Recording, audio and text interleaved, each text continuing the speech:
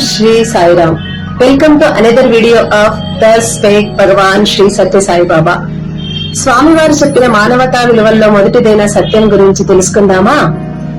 అనుద్వేగకరం వాక్యం సత్యం ప్రియహితం చయతే స్వాధ్యాయాభ్యసనం చైవ వాంగ్మయం తపవుచ్యతే.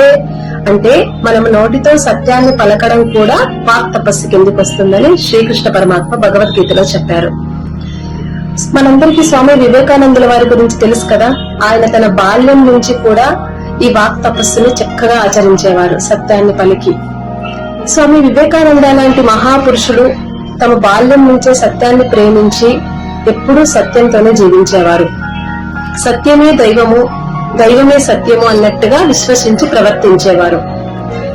స్వామి వివేకానందకు తల్లిదండ్రులు పెట్టిన పేరు, పాఠశాలలో పిలిచే పేరు నరేంద్ర దత్త. నరేంద్ర దత్త చిన్నప్పటి నుంచే సత్యాన్ని పలుకుతూ తమ తల్లిదండ్రులకు ఎంతో పేరు ప్రతిష్టలు తెచ్చి గర్వపడేలా ప్రవర్తించేవారు. స్వామి వివేకానంద పాఠశాలలో చదువుతున్న రోజుల్లో వాళ్ల భూగోళ శాస్త్ర టీచరు ఒక మౌలిక పరీక్ష పెట్టారు. ఒక్కొక్క విద్యార్థిని పిలిచి ప్రశ్నలు అడగడం ప్రారంభించారు. నరేంద్రుని పక్కన కూర్చున్న విద్యార్థి వంతు కూడా వచ్చింది. ఆ విద్యార్థిని పిలిచి ప్రశ్నలు అడగడం ప్రారంభించారు. ఆ విద్యార్థి చెప్పిన సమాధానం సరైనది అయినప్పటికీ టీచరు తనని తప్పు సమాధానం చెప్పావు, నీ అరచేయి చూపించు అని కొట్టబోయారు. వెంటనే నరేంద్ర తన ఉన్న స్థానంలోనే నిలబడి, ఆగండి, ఆ విద్యార్థి చెప్పిన సమాధానం సరి అయినదే అని చెప్పారు. టీచర్ కి చాలా కోపం వచ్చింది. వెంటనే నరేంద్ర వైపు చూస్తూ, నువ్వు భూగోళ శాస్త్ర పాఠాలు చెప్తావా, ఇటురా అని చెప్పి దగ్గరికి పిలిచి తన అరచేయిని చూపించమని కొట్టడం ప్రారంభించారు. నరేంద్రుడు దెబ్బలు తింటూ కూడా, నేను చెప్పింది సత్యమేనండి, నేను అసత్యం పలకటం లేదు, కావాలంటే పాఠ్య పుస్తకాన్ని తెరిచి చదవండి అని ఎంతో వినయంగా చెప్పారు. నేను చెప్తున్న విషయం సత్యమేనండి అన్న ఆ మాట ఆ టీచర్ యొక్క హృదయాంతరాలను తాకింది. వెంటనే ఆ టీచరు ఆ విద్యార్థి చెప్పిన సమాధానం తప్పు అని నిరూపించడం కోసం పాఠ్య పుస్తకాలను తెరిచి చదవడం ప్రారంభించారు.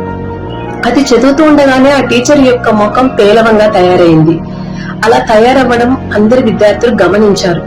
వెంటనే ఆ టీచరు తప్పు సమాధానం చెప్పిన విద్యార్థి దగ్గరికి, నరేంద్రుడి దగ్గరికి వచ్చి క్షమాపణలు కోరుకున్నారు. అప్పుడు నరేంద్రుడు ఎంతో అభినందించారు. నువ్వు సత్యాన్ని పలికి ఎంతో ధైర్యంగా చెప్పావు అని అభినందించారు. నరేంద్రుడికి చేతిపై ఉన్న గాయం బాధ అనిపించలేదు, ఎందుకంటే సత్యమే గెలిచింది కదా అని. నరేంద్రుడి యొక్క సత్యనిరతి తదుపరి కాలంలో తనని రామకృష్ణ పరమహంస దగ్గరికి చేర్చింది. రామకృష్ణ పరమహంస దగ్గర భగవంతుడి గురించి, సృష్టి రహస్యాలను గురించి తెలుసుకున్నారు. నరేంద్రుడికి రామకృష్ణ పరమహంస వివేకానందగా నామకరణం చేశారు. వివేకానందుడి యొక్క ప్రజ్ఞా పాఠవాలతో స్వామి వివేకానందగా పిలువబడ్డారు. స్వామి వివేకానంద యావత్ ప్రపంచంలో సత్యాన్ని స్థాపించి సర్వ మానవాళి ఆనందంగా జీవించేలా ప్రవర్తించారు.